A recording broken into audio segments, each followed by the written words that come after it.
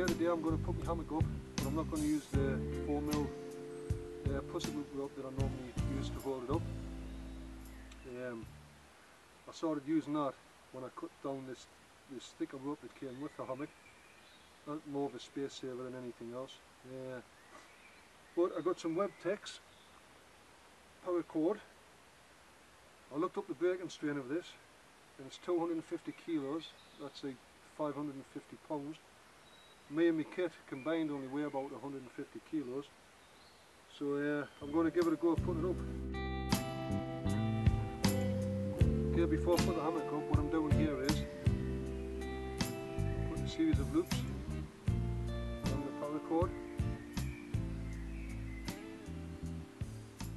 And the reason why I'm doing that is because when I come to tie off to the carabiner, it makes it a lot easier to put the hammock up.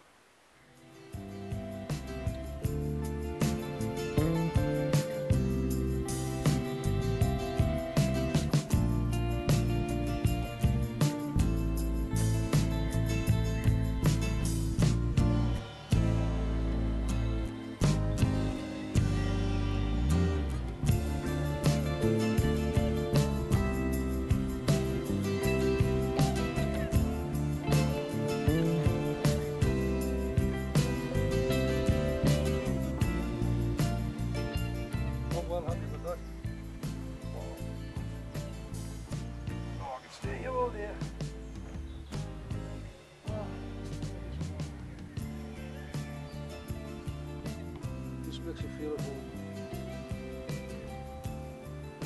Anyway,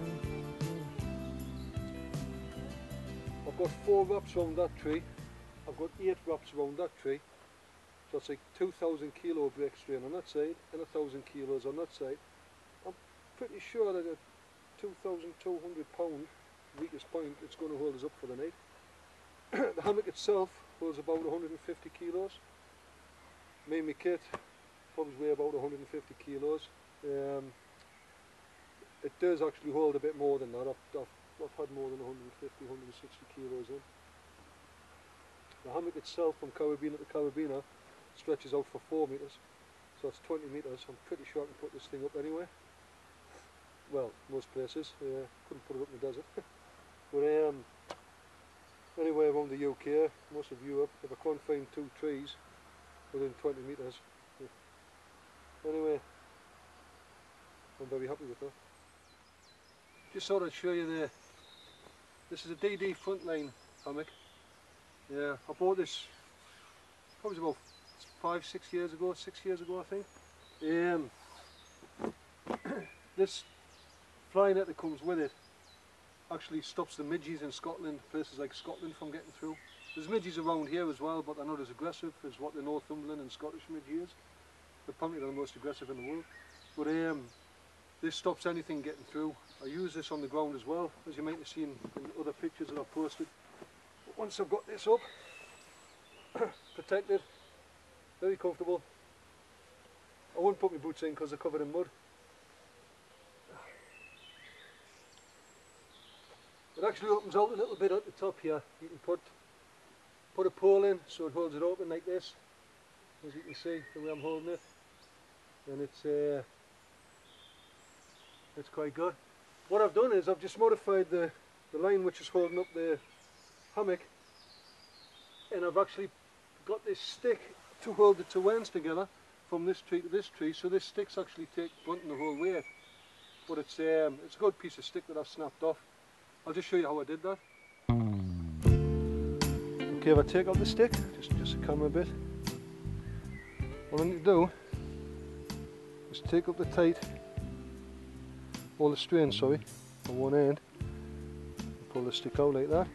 I take this and undo it. You can see what I've done. I take this loop here and I thread this loop through it,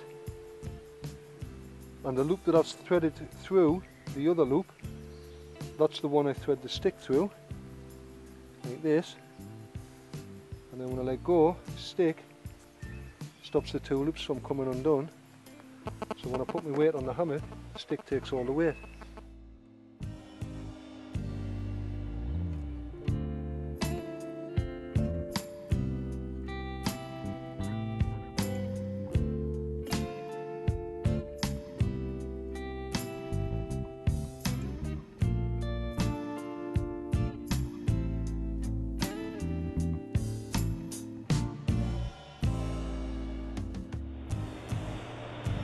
Always try to make sure you have a little bit of rope hanging down off your hammock, off the string,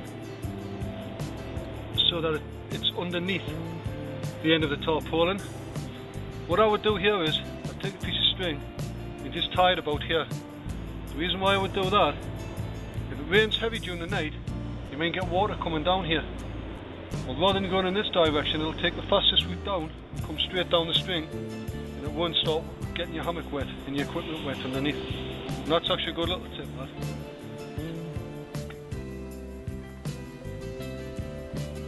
Okay, if you've never used a hammock before, I just want to show you this. Easiest way to get in. Take the edge of the hammock, just push it down behind your knees, and then throw it up your back. That's it. You're in. Simple as that.